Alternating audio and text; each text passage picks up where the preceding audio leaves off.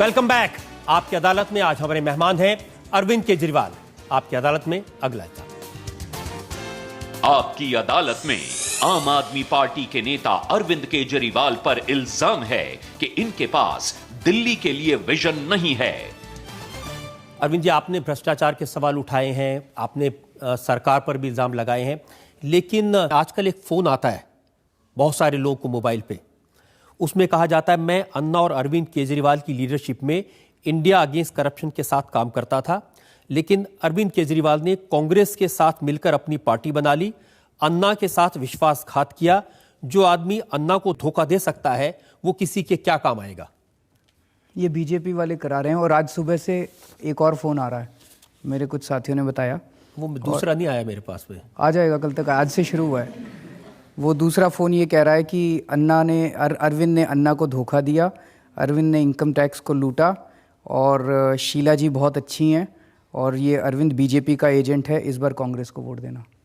तो किसके एजेंट हैं आप, बीजेपी के कांग्रेस के? ये तो बता दीजिए।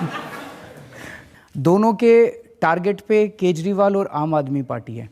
आपने थोड़े दिन पहले जब इलेक्शन कमीशन की आचार संहिता नहीं आई थी तब उस टाइम देखा होगा, ऑटो के पीछे भी लाल रंग के और सफ़ेद रंग के पोस्टर लग रहे थे। उसमें भी एग्जैक्टली ये लिखा जा रहा था। लाल रंग के पोस्टर थे जो कांग्रेसियों ने लगवाए थे, सफ़ेद रंग के पोस्टर थे जो बीजेपी वालों ने। उसमें भी ये लिख रहे थे, एक पोस्टर कह रहा था अरविंद कांग्रेस का एजेंट है, दूसरा कह रहा था अरविंद बीजेपी का एजेंट है। ये दोनों पार्टियों के टारगेट पे अरविंद केजरीवाल और आम आदमी पार्टी है।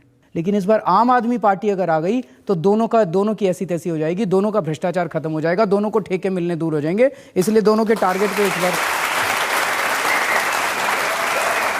आप कुछ पूछना चाहते हैं?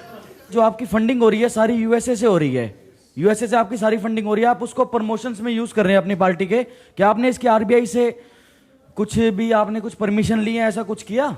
सर जी, जो आप यूएसए की फंडिंग कहते हैं, यूएसए के अंदर कोई इंडियन अगर रहता है जिसके पास इंडियन पासपोर्ट है उसको इंडियन फंडिंग माना जाता है, उसको फॉरेन फंडिंग नहीं माना जाता है। तो जो एनआरआई रह रहे हैं पूरे दुनिया के अंदर, वो अगर आपकी पार्टी को चंदा देते हैं तो वो चंदा दे सकते हैं, इसमें आरबीआई की परमिशन नहीं होती। हम फॉरेन फंडिंग ले ही नहीं सकते। एक मिनट सुनिए, मेरी बात पूरी सुनिए। हम फॉरेन फंडिंग ले ही नहीं सकते, कानून में परमिसिबल ही नहीं है, आरबीआई की परमिशन की तो बात ही नहीं उठती, नंबर एक। तो जो भी आप कह रहे हो, जितने लोग दे रहे हैं वहां से चंदा, वो सारे के सारे इंडियन पासपोर्ट होल्डर्स हैं। अरविंद जी, एक पोस्टर निकला है, लिखा है अरविंद केजरीवाल का जनता के साथ सबसे बड़ा विश्वासघात। क्या आप अपने देश में एक और भ्रष्टाचारी पार्टी चाहते हैं, आम आदमी पार्टी? इसमें एक सवाल है जो इंटरेस्टिंग है, हालांकि बहुत सारे इल्जाम लगे हैं। अन्ना जी का संदेश घर घर पहुंचाने के लिए इन्होंने एसएमएस कार्ड जनता को बेचे, जिनकी कीमत 25 रुपए प्रति कार्ड थी। कुल 4 करोड़ कार्ड बेचे गए। कार्ड की अवधि 1 साल की थी। 4 करोड़ कार्ड से 25 रुपए प्रति कार्ड के हिसाब से 100 करोड़ रुपए इकट्ठा हुए। ये 100 करोड़ रुपए कहां गए?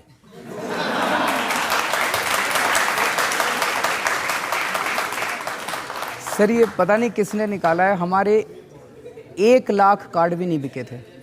मतलब 4 करोड़ कार्ड बिके और 100 करोड़ रुपए इकट्ठे हो गए, 1 लाख कार्ड भी नहीं बिके थे।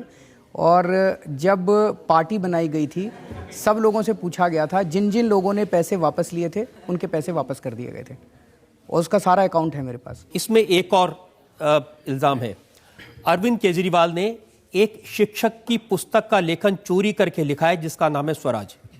कौन है वो शिक्षक? इन शिक्षक का नाम इन्होंने लिखा है नागर जी। कौन है नागर? मैं तो जानता नहीं हूँ। स्वराज की किताब सर मैंने 6 साल देश के अंदर घूम घूम के लिखी है। आप कह रहे हो किसी की पुस्तक की चोरी है? मैं नहीं कह रहा हूँ, ये पता नहीं है कौन जैसे है। आप इल्जाम लगाते हैं लोग आप पर भी इल्जाम लगा देते हैं। उन्होंने इसको लेकर के आपके खिलाफ एक केस भी किया है। कौन से कोर्ट? और ये सब वो लोग हैं जिन्होंने मिलकर के, एक आप पार्टी में थे ये लोग, इन्होंने छोड़ दिया है, अब इन्होंने बाप पार्टी बनाई है। ये उन्हीं लोगों ने ये पर्चा निकाला है। ठीक है, तो ये लोग आपके साथी थे एक जमाने में। तो ये सारा तो होगा राजनीति के अंदर। ये बाप बनाई किसी ने, पाप बनाई किसी ने, कुछ और बनाई। तो अब आपको पता चला कि पार्टी बनाने से क्या क्या मुसीबतें सामने आती हैं। सर राजनीति है और भ्रष्टाचार को दूर करना, इतने बड़े बड़े और इसको चैलेंज कर रहे हैं हम जिन वेस्टेड इंटरेस्ट को, वो चुप तो बैठने वाले नहीं है। अरविंद जी, चुनाव का मौका है, तरह तरह के इल्जाम हमने आप पर लगाए, जनता की तरफ से बहुत सारे सवाल पूछे, आपने जवाब दिए। हम एक ब्रेक के रुकेंगे और ब्रेक के बाद सुनेंगे आपकी अदालत में आज के जज यशवंत व्यास का फैसला, आज के मुकदमे।